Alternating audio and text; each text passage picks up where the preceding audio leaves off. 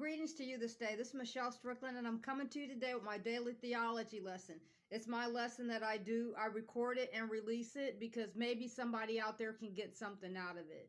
It's something that I do for myself because I want to become a better principled person.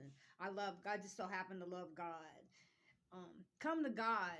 You know, you don't have to be perfect. No one's perfect. The bad guys, they sin. The good guys, we sin. We all sin. It's who you serve. Choose God this day. You know, find your love, find your joy, find your peace, find your hope, find it. Don't give up on yourself. Never give up on yourself, you know. Love yourself first, because if no one else loves you, you'll be okay. Choose God this day. You don't have to be perfect. That you may have things that you struggle with for a lifetime. But if you're going to struggle with God with it, but just try to be a better person, you know, every day. Do your best you can, that's all. You don't have to be perfect. You don't have to be perfect. Anyway, for those of you who are just viewing, I cover the three major texts that I go through: the Bible, the Quran, and I'm dealing with a Buddhist text. It's called The Shape of Suffering. It's an introductory paperback, and it discusses the concepts of Buddhism.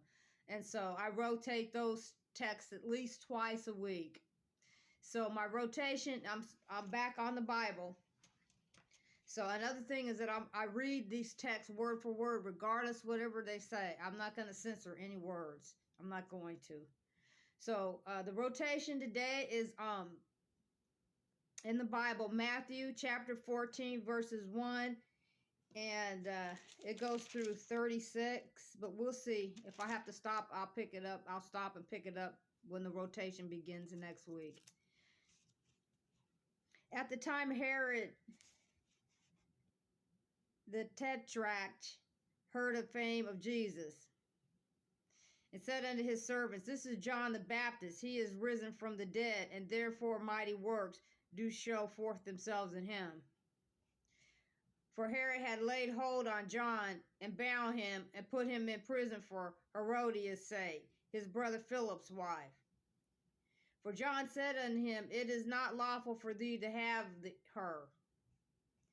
And when he would have put him to death, he feared the multitude, because they counted him as a prophet. But when Herod's birthday was kept, the daughter of Herodias danced before them, and pleased Herod. Whereupon he promised with an oath to give her whatsoever she would ask. And she, being before instructed of her mother, said, Give me here John Baptist's head in a charger. And the king was sorry, nevertheless, for the oath's sake. And the king was sorry, nevertheless, for the oath's sake, and them which sat with him at meat, he commanded it to be given her. And he sent and beheaded John in the prison. And his head was brought in a charger and given to the damsel, and she brought it to her mother. And his disciples came and took up the body and buried it, and went and told Jesus. Behind lies. They killed that man behind lies. When Jesus heard of it, he departed thence by ship into a desert place apart. And when the people had heard thereof, they followed him on foot out of the cities. And Jesus went forth and saw a great multitude, and was moved with compassion toward them, and he healed their sick. And when it was evening, his disciples came to him, saying, This is a desert place, and the time is now past. Send the multitude away, that they may go into the villages and buy themselves victuals. Where are their deserts at? In the overseas? For any of you this overseas listening, I know there's some of you. Where's the deserts at overseas? I'm just asking. You can answer that for yourselves, okay?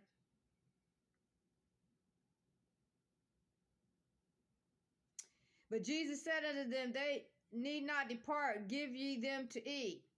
And they say unto him, We have here but 5 loaves and 2 fishes. he said, "Bring them hither to me." And he commanded the multitude to sit down on the grass, and took the 5 loaves and the 2 fishes, and looking up to heaven, he blessed and brake and gave the loaves to his disciples, and the disciples to multitude.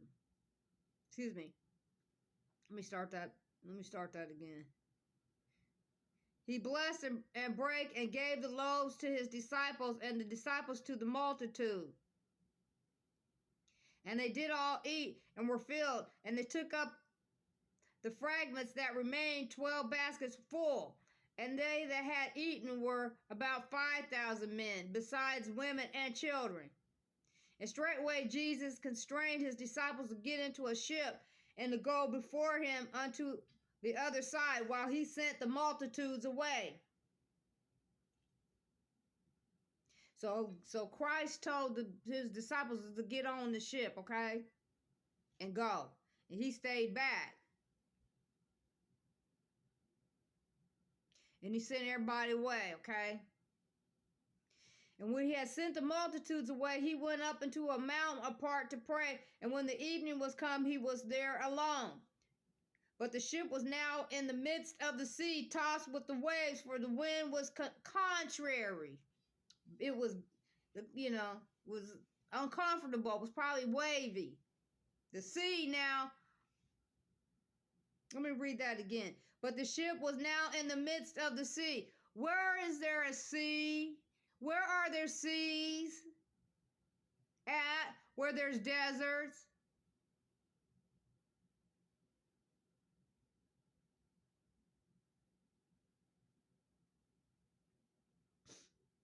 Huh? Tossed with waves, for the wind was contrary. And in the 4th watch of the night, Jesus went unto them walking on the sea. If that isn't supernatural, what isn't? He went walking on the sea, y'all.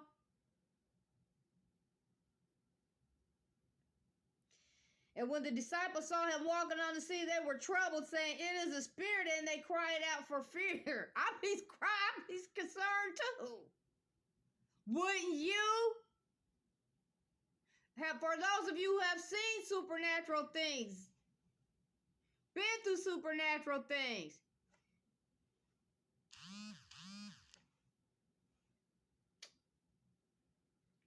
but straightway Jesus spake unto them, saying, "Be of good cheer, it is I, be not afraid."